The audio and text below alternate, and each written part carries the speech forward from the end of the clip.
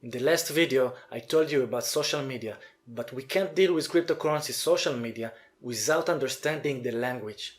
And I'm obviously not referring to the basic language, but to the slang words. You are going to run into many terms that are unique to the cryptocurrency world, and if you want to follow and know what's going on, you need to understand at least the basic and common terms. So for your convenience, here is a basic list of some of the most common terms and what they mean. HODL or HODL means to buy and hold coins for the long term in opposed to short-term trading. FOD, abbreviation of fear, uncertainty and doubt. Happens when people spread bad news about a coin or the cryptocurrency industry in general.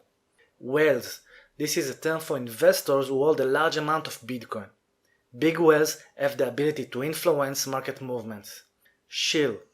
Shilling is when people who bought a coin and have an interest about it try to publicly endorse it in order to make other people join and buy it as well.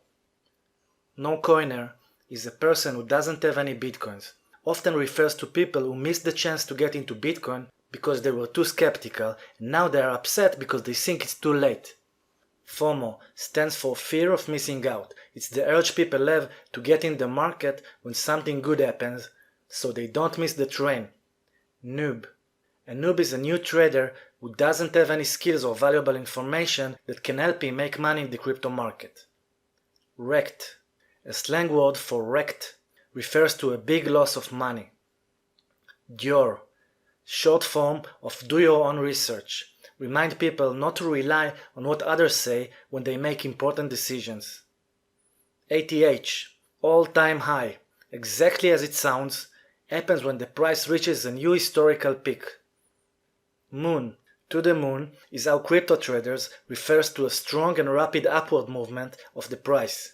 Lambo, the beginning of Lamborghini, a symbol for success in cryptocurrency trading that allows you to buy a really nice new car. That will do for now. Of course there are more, and probably by the time you'll see this video there will be even more new terms, but it's a good start and it will make it easier for you now to communicate with other people in the cryptocurrency trading niche.